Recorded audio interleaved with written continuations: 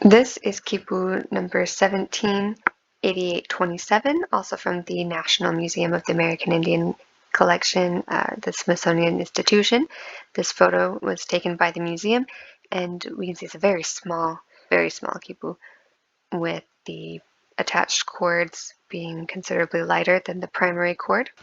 Because it's so small, we'll just breeze through this quickly. So there are 6 pendant cords attached to one top cord. It looks like the pendants and the top cords are all the same color. Let's zoom in for a closer look at the knots. In the primary cord, there is a considerable length before the pendants are attached, and also after the pendants are attached. It continues on. So we're just going to get a closer look here at the knots of the top cords, and then the knots and values of the pendant cords. For 10, 37, 14, 6, 4. So the highest value is on the third cord. The first cord begins with a 4. I remember in the first observation in the same article by the Aschers, the first of the group also had a value of 4. That's kind of interesting.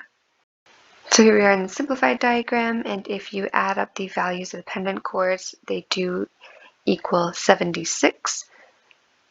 So this seems to be continuing our theme of the last few quipus, where the top cord did look like it's a summation of the pendant cords that it's looped attached to. And this one is interesting because the top cord has one subsidiary cord. The bottom pendants, there's also only one subsidiary cord. They are the same value. We haven't seen that in the previous quipus. So this one starts with the value of 4. I wanted to compare it with another quipu in this series, the first one from Ascher. And in this first one from Ascher,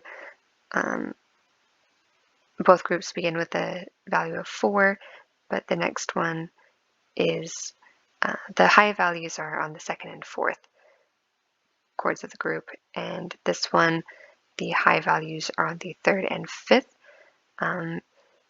This could indicate that perhaps this chord number 6 is actually the first chord, or these ones are backwards, but they might be related, because this also is 4. It could be connected to these first groupings. I wouldn't be surprised if these two quipus were performing a similar function.